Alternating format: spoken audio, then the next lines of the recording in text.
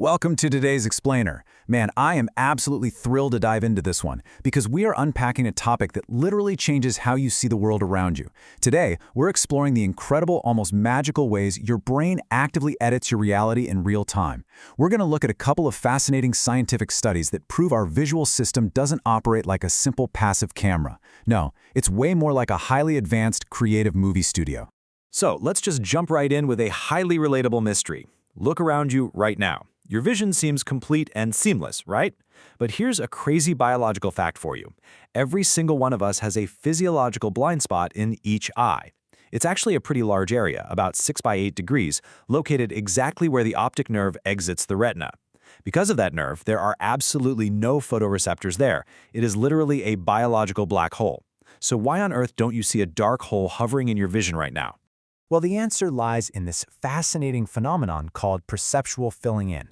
You can basically think of this as the brain's ultimate built-in Photoshop tool. To stop you from walking around seeing a super distracting void all day, your brain actively generates visual information. It pulls colors, brightness, textures, and even motion from the surrounding area, and it just paints it right over that missing gap. Your brain is literally creating reality where there is absolutely zero visual data coming in from your eye. That brings us to Section 1, the color asymmetry, the brain's hidden rules. Now, scientists have known for a while that this mental photoshopping happens, but a major study published in Frontiers in Human Neuroscience asked a really brilliant question. Are there specific, hidden rules to how the brain chooses to paint over this gap? Does it just mix everything equally, or is there some kind of bias? To figure this out, researchers presented subjects with rings of color that perfectly hugged the boundary of their blind spot. When they used a monocolored ring, say just solid red, the blind spot filled in uniformly with red. Simple enough, right? But then they threw a curveball. They used bicolored rings, where one half was one color and the other half was completely different. And what happened next was totally unexpected. The blind spot filled in unevenly. Because it's obviously pretty hard to describe a visual illusion, researchers gave the subjects a lineup of different cartoon options. They had to pick the exact visual that best matched the weird, uneven color bleeding they were experiencing inside their blind spot. The researchers were basically looking for a turf war between the nasal side of the eye, that's the side closest to your nose, and the temporal side, the side closest to your temples. And the results were wild. The researchers discovered a massive asymmetry. When the brain is forced to choose between two colors, the color surrounding the nasal half of the blind spot aggressively dominates. It spills over and fills in about 75% of the void, forcefully pushing out the temporal side's color, which only manages to fill in roughly 25%. So yeah, it wasn't a 50-50 split at all. Which brings us to Section 2, the brain's magnification, power, and real estate. So, you're probably wondering, why on earth does this bizarre color turf war even happen? Why does the nasal side get this massive advantage over the temporal side? Well, it all comes down to a structural rule called the cortical magnification factor. Your brain is incredibly efficient, which means it definitely doesn't give every part of your retina equal processing power.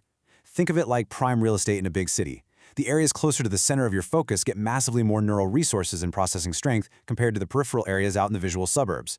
Here's the exact breakdown of how this mechanic works. As you move outward from the center of your vision, which is called the fovea, the density of your photoreceptors rapidly decreases. That means less representation in the brain.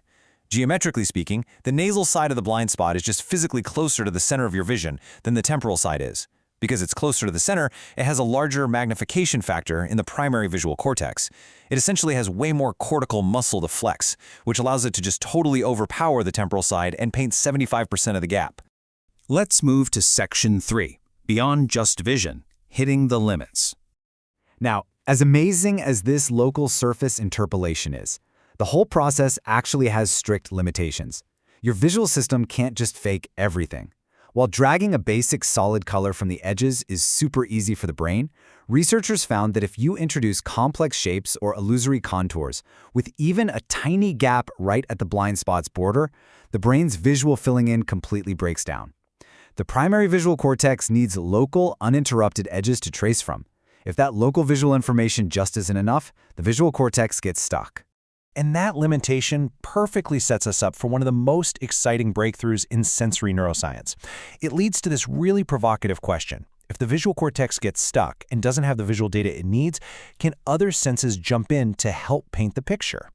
That brings us to Section 4, the audiovisual rabbit, a multi-sensory leap. To test this genuinely wild hypothesis, could sound, purely on its own, trigger the visual cortex to create light inside a black hole? Researchers set up a genius sequence. Step 1. They present a real flash of light paired with a sharp beep right at one edge of the blind spot. Step 2. They play a single beep with absolutely zero light presented to the eye, right over the center of the blind spot. And Step 3, they present another real flash paired with a beep at the opposite edge. I want you to really focus on Step 2 here. There is no light. None. Literally just a sound. So what did the participants actually see? 3. They clearly perceived 3 distinct flashes of light.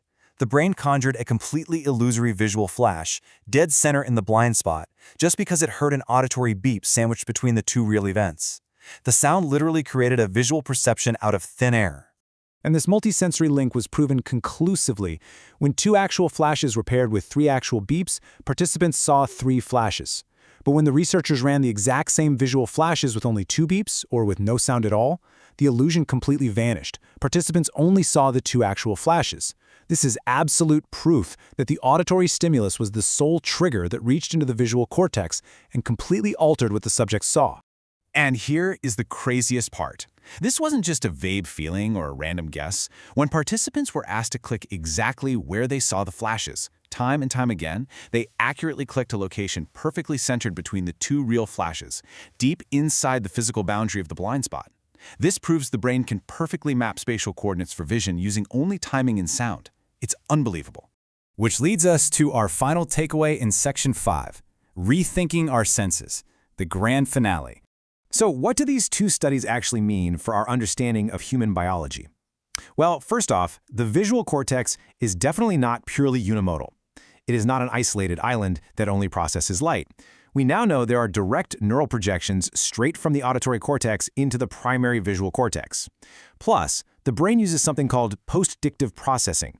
That means it actually uses later sounds to retroactively edit your memory of earlier visuals just to make a seamless timeline. Ultimately, filling in your blind spot isn't just about dragging local colors around, it is a highly complex, cross-modally integrated event. This leads us to a profound ultimate takeaway, which is perfectly captured in this quote from the researchers. They suggest we might need to rethink the very definition of blindness. Think about it. If the brain is this incredibly adaptable, if it can actually cross-wire sound to create sight, the future of sensory substitution tech for the visually impaired is wide open. We might literally be able to train the brain to see using complex auditory or tactile maps. So I want to leave you with this final provocative question.